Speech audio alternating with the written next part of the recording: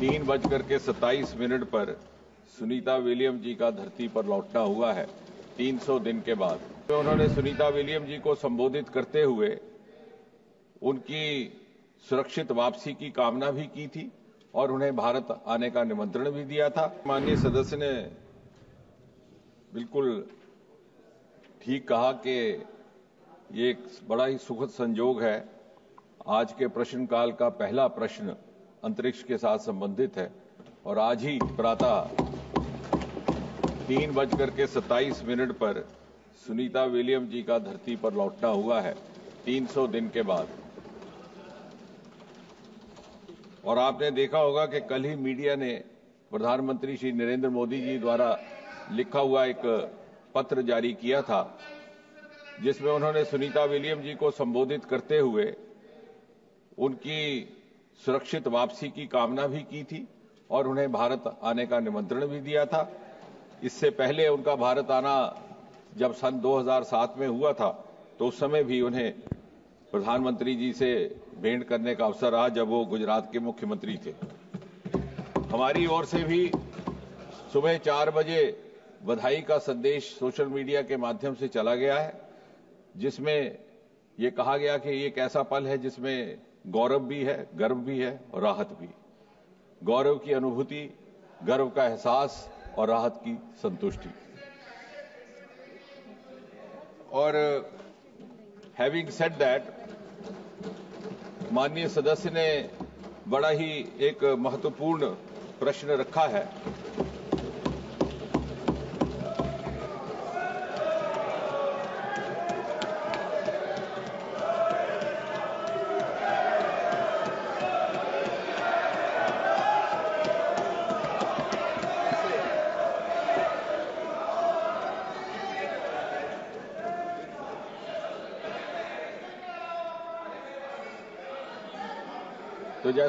तो जैसा मैं कह रहा था कि कल ही मीडिया ने प्रधानमंत्री जी द्वारा लिखा हुआ वो पत्र जारी किया, जिसमें सुनीता जी की सुरक्षित वापसी की कामना भी थी और उनको भारत आने का निमंत्रण भी।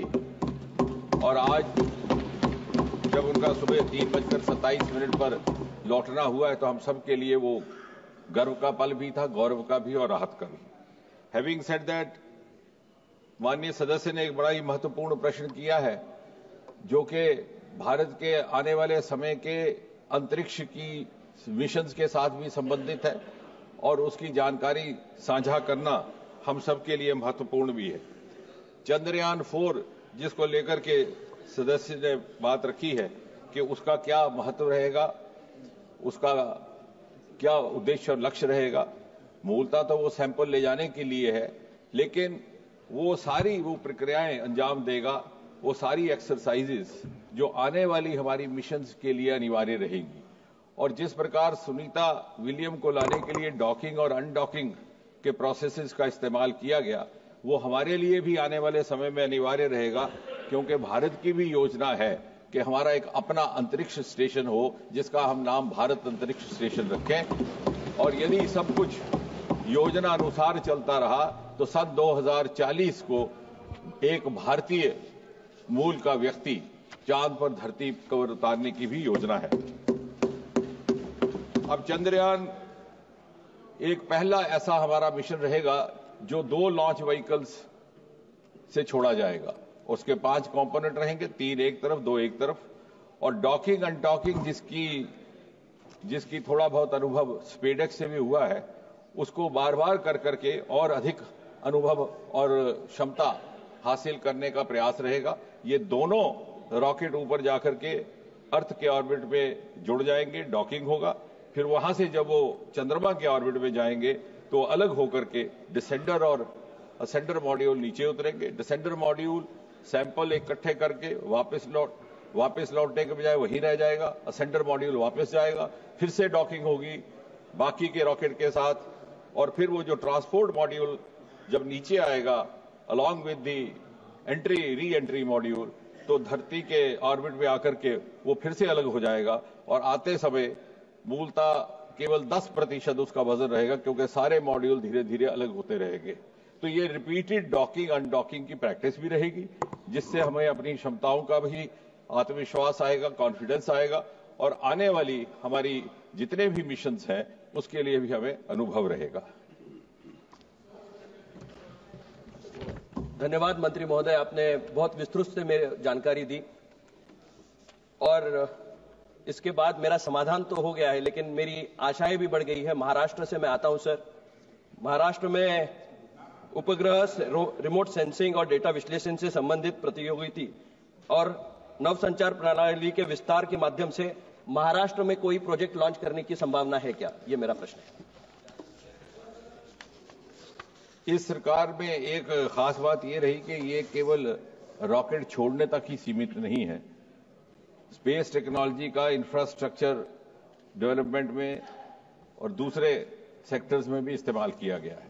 और जो आप इशारा कर रहे हैं वो मूलतः अर्थ साइंसेज के साथ भी संबंधित है, नेविगेशन के साथ भी, और ये सच है कि उसमें भी स्पेस टेक्नोलॉजी का इस्तेमाल होता है। इसके अतिरिक्त जिसे मैं कहूंगा कि extra rocket applications of space technology, India has virtually created a role model and space technology is now has entered every Indian household in one form और द अदर। हम जो टेलीविजन देख रहे हैं उसकी भी अधिकतर चैनल्स स्पेस टेक्नोलॉजी के माध्यम से, हमारा फ्लड और डिजास्टर मैनेजमेंट जिसका आप बात कर रहे हैं वो भी स्पेस टेक्नोलॉजी दूसरे मंत्रालयों के साथ समन्वय के साथ अंजाम देता है।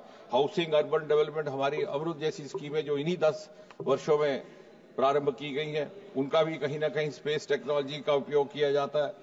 स्मार्ट सिटीज के भी निर्माण में, रेलवे सेक्टर में अनमैन्ड क्रॉसिंग्स, एग्रीकल्चर सेक्टर में बड़ी व्यापक ढंग से स्पेस टेक्नोलॉजी का इस्तेमाल, हेल्थ केयर में तो है ही है, प्लानिंग में हमारी गति शक्ति योजनाएं। तो कहने का तात्पर्य ये कि किसी न किसी रूप में स्पेस टेक्नोलॉजी का कोई ना कोई प्रोजेक्ट, कोई ना कोई काम हर प्रदेश में अंजाम दे रहा है। हो सकता है वहां लॉन्चिंग पैड एज सच ना हो, लेकिन वो भी मैं एक सूचना साझा कर दूं कि हमारा इसरो की स्थापना सन 1969 में हुई थी, लेकिन पहला लॉन्चिंग पैड बनते बनते कई बरस गुजर गए, वो जाकर के कहीं 1992-93 में बना। उसके बाद दूसरा लॉन्चिंग पैड भी श्रीहरिकोटा में उसके 10 वर्ष बाद बना।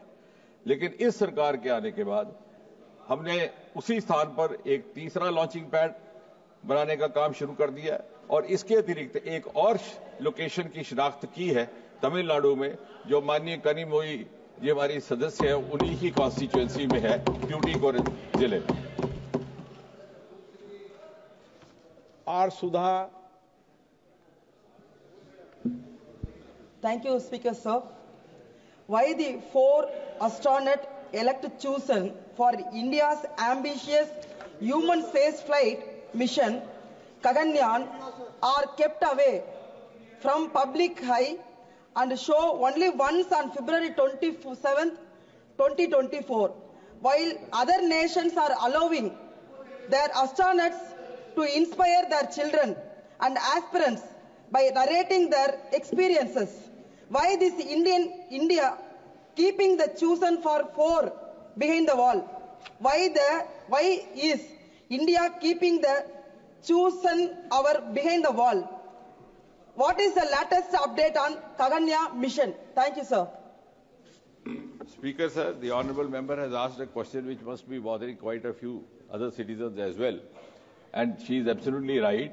For the first time, 4 astronauts were identified who would possibly be part of the human mission.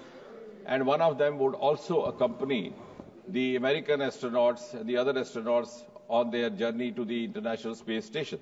Their names have been notified, of course, for obvious reasons. The Honourable Prime Minister had the opportunity of meeting them also over there.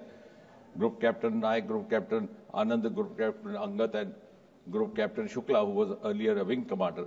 Now, Honourable Member is right that they have been kept out of the public glare for the reason that they were undergoing some acclimatization processes, some exercises, some training programs, and it was a view that giving them too much of exposure to the media and public might cause a distraction, which may not be in the compatible interest of all. And therefore, it appears to be so. At the same time, she is right. Why one of the names has come out forthwith? That is because of these 4, one had to accompany the mission to the International Space Station along with the astronauts from the other countries. And the chosen one was Wing Commander Shukla, who is now Group Captain Shukla, and that's how his name came to be a little more widely known. And since he had the advantage of being the youngest also among them.